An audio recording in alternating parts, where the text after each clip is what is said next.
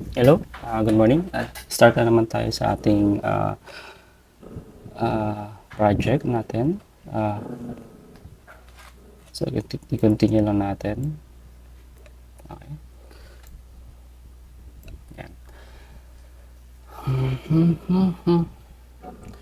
So, sa last na ginawa ko, meron na tayong image dito, login, email na text field, text form field, tsaka password na text form field. So, the next one natin gagawin is ginawa na rin natin siyang in-extract natin siya into widget. So, para pwede natin siya i-reuse sa mga ibang mga pages.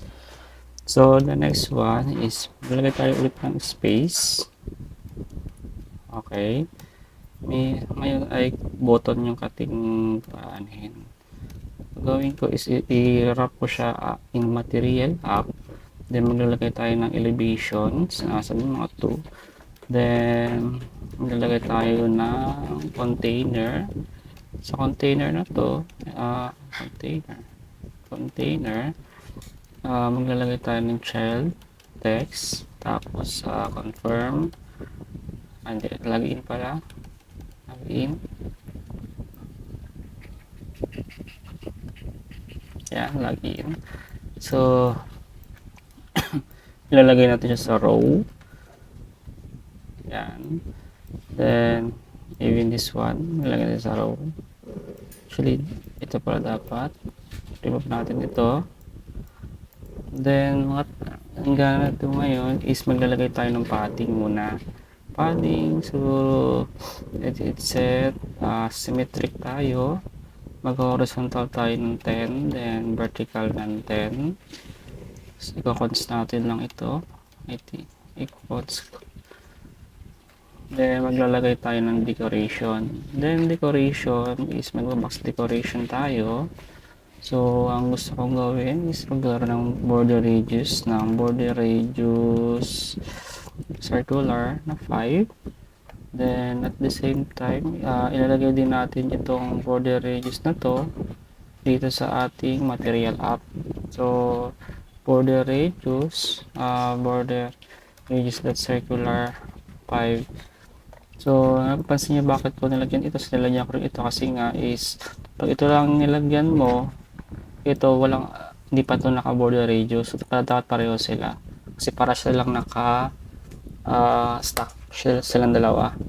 So, kailangan dalawa sila yung kailangan mong ilagyan. Kailangan natin ilagyan. Then, maglalagay tayo ng style. So, ang gagamitin natin style ngayon is yung ginawa nating team data. Excuse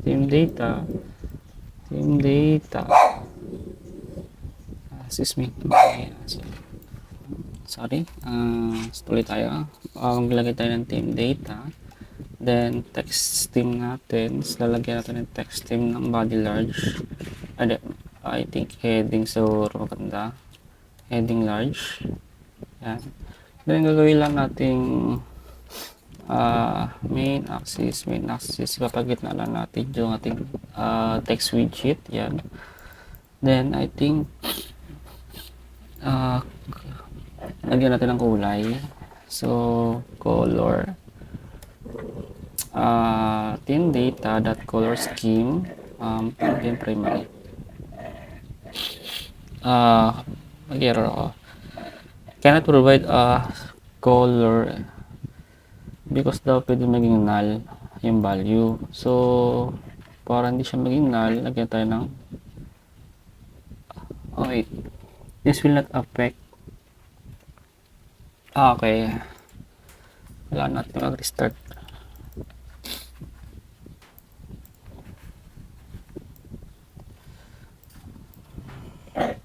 Okay. Ito pala dapat hindi sa decorations. Okay. Kasi hindi tayo pwede maglagay ng color once na meron na tayong decorations.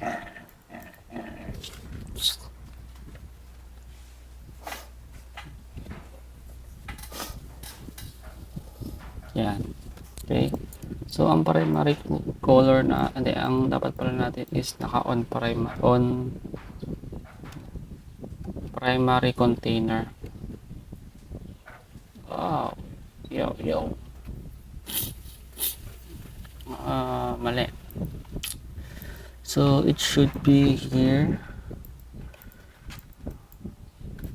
Yan pinaglalagay natin. Ay, dapat nandito. Yan.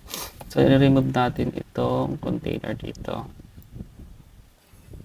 So ganyan lang din ginagawa ko. Siyempre pag gagawa tayo ng UI, try lang.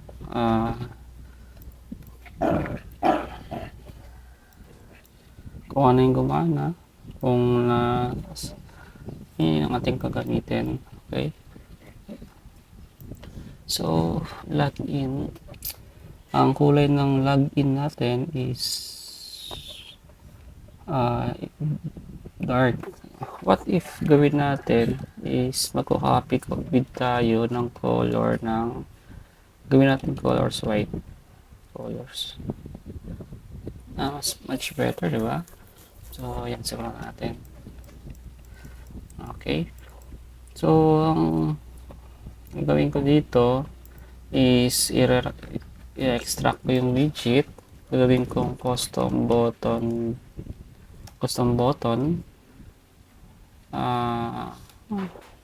yan. Then at ang gawin ko dito is final stain, which is yung labels natin. Tapos naglalagay tayo dito ng parameter. Tanggalin natin yung team data, ipasok na lang natin dito para isang ano lang. Yan,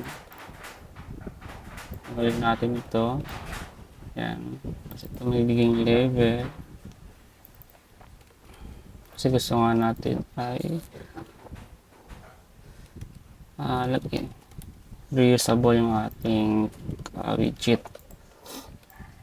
So kakat ko siya, ilalagay ko sa core widgets natin. So pangalanan ko siya custom button dot dark. So yan, import lang natin yung material. Okay, then label, yan. Then babaguhin pa rin natin itong sa style niya once na i-implement na natin yung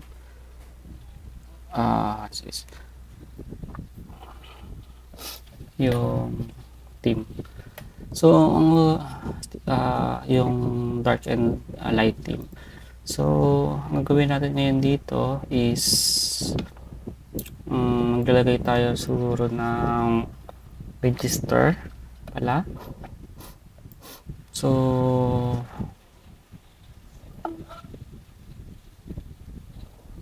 ang gagawin ko ay sa login tayo. Yan, custom, maglalagay tayo ng space, I think medium, then ayan, register, yan. Siguro maglalagay tayo ng space small y, then lalagay siguro ng small y na rin. Then maglalagay tayo dito ng or text or yan. Maybe palitan natin yung kulay nito. So maglalagay tayo ng custom color, fill color. Yan. Hindi natin siya i-require. So it should be nullable. This color, fill color. Yan. Then ang gagawin natin dito is yung sa ating kulay dito.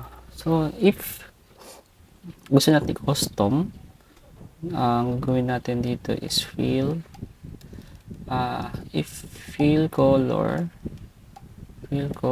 is not equal to none, yan, Yan pala, which is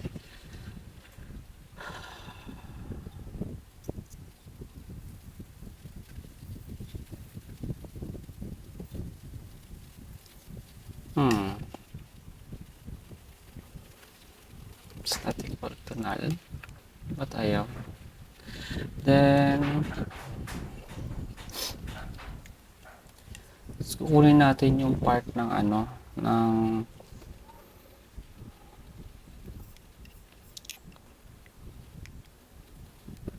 wait lang.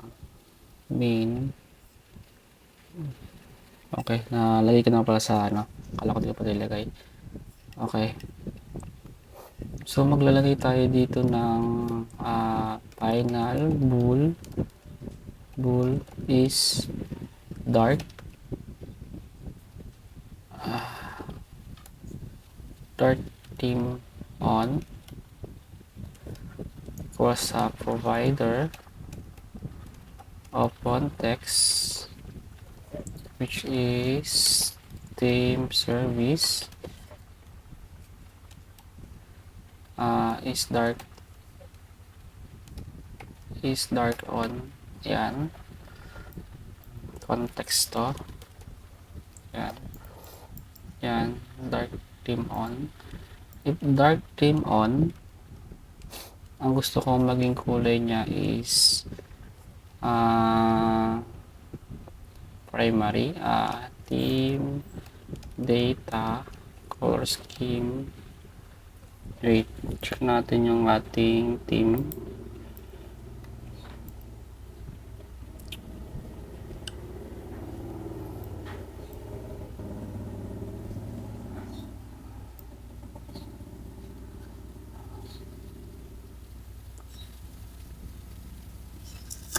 Secondary container. Dapat magkaroon tayo ng secondary container. Okay. So, maglagay tayo ng kulay. Static final color light secondary container cost of colors. So, sabihin natin na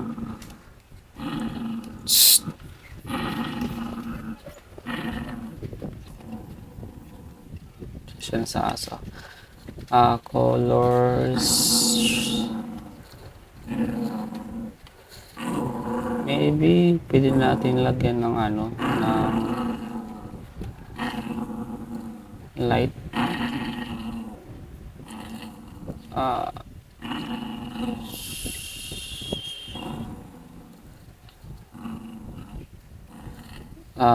medyo light dapat siya na kulay.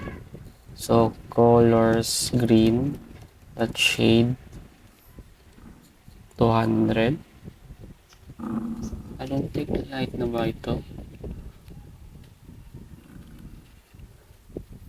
Medyo light na ba ito? 200 shade.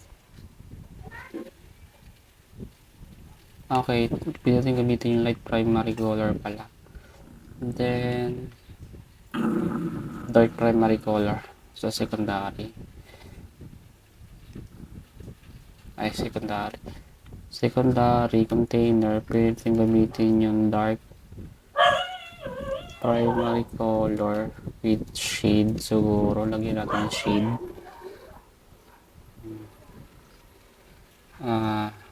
Dark on primary siguro. Dark on primary. Dark on primary. Then secondary sa light is light. I think light primary on lang din. Okay? So, para dito, ang gagawin natin ay secondary container. Okay?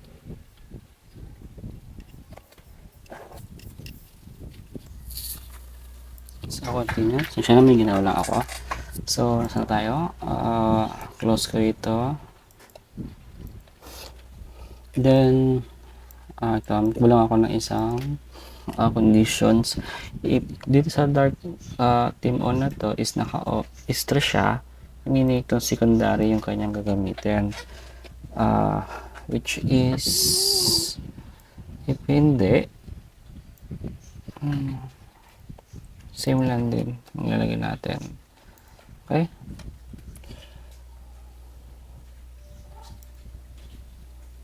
so ngayon naka-off siya, so kailangan ko siyang restart dahil sa hindi nag-apply yung binago natin.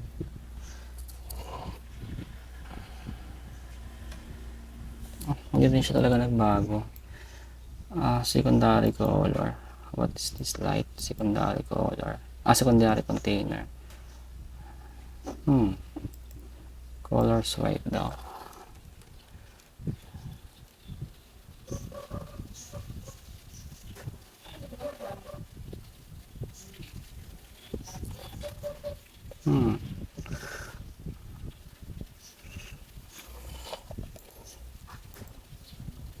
Hindi mag-ano. Nilagay ko dito yung container ko. Secondary container ko will be light primary color. Ano ba yung light primary color natin? Green, di ba? Okay. Light primary color, which is on light primary natin. Ito, di ba? So, dapat ang gusto mo mangyari is light primary color lang yung secondary. Light primary color. Naka-on. Okay, sorry. Yan pala, kaya pala. Okay. So, yung button natin dapat is secondary.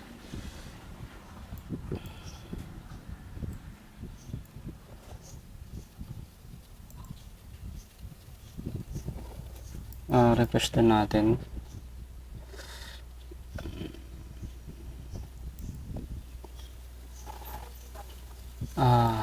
Sabi niya kasi dito is dark on, then not equal to null.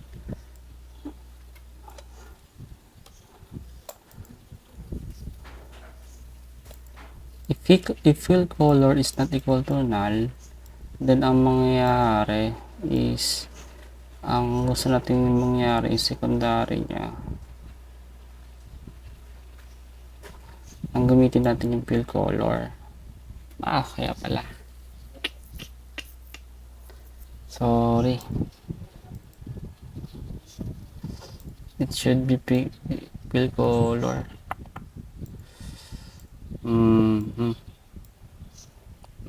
Mali.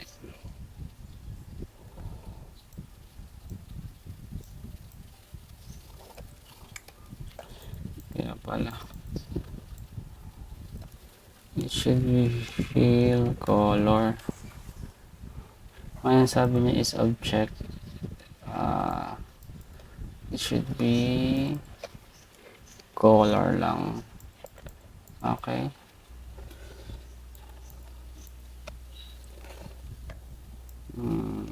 Wait lang.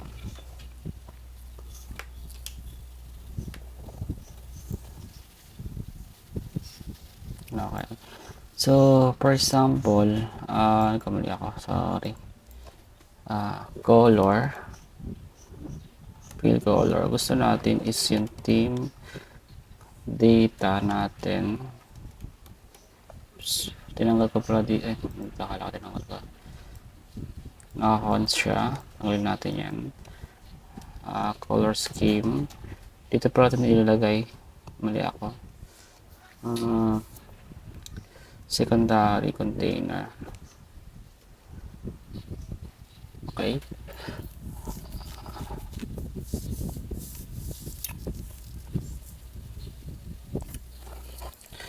So, ilalagay din siguro tayo dito ng final color sa text color. Yan sa tabi natin custom button. Pwede natin customize color. Dahil sa by default kasi yun ang gusto natin mangyari, yung mga container na yan. And dahil sa pilitan lang natin yung kulay, kinustom na talaga natin, pwede tayong gawin yun based sa ating preference. pwede natin gawin ay text natin dito. Yan. Ayan. So, kinostom na lang din natin. Pati isama na natin yung yung text color. So, actually, hindi mo kahit lang tayo. Ayan. Okay. Pero, masyadong secondary. Yan. I think much better. Okay, secondary so tayo. Hindi. Ano ba yung white? Or gray yung theme data that color scheme.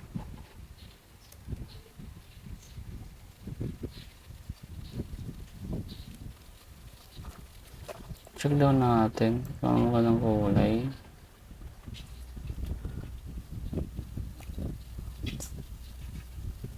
Dark primary.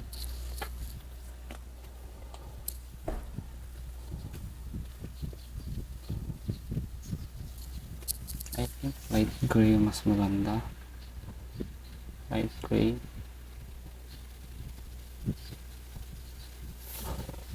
Light gray natin.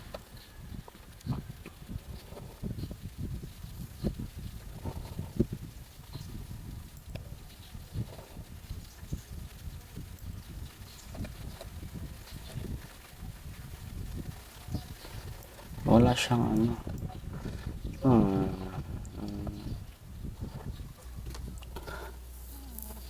kaya masyadong yung kanyang light primary. So, gawin natin 100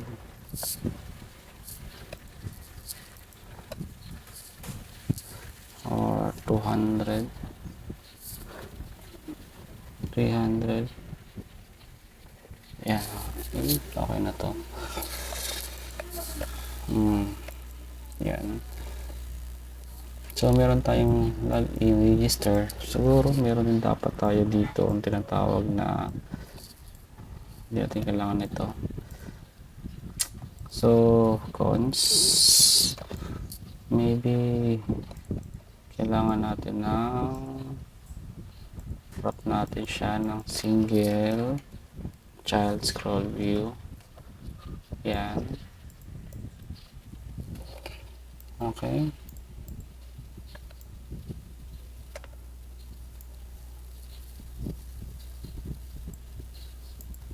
Okay. Nangyari. Oops.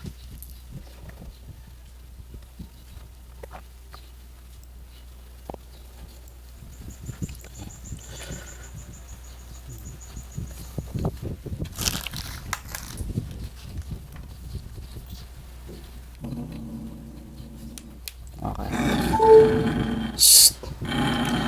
Then, yun, gusto ko na ang nangyari is magkaroon tayo ng home. Home.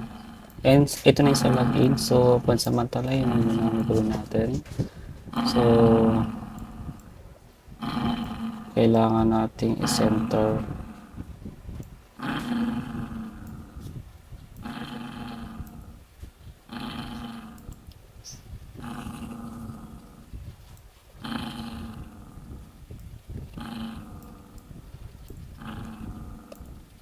siguro gawin natin is lagyan na lang natin ito ng safe area para bumaba ito. Okay. Okay. Pag-click ko nito, ayan. Ito. Okay, ayan. Okay, that's all for now sa login. Then the next one natin is yung register, tsaka na itong yung home, tsaka na itong register na to. Okay.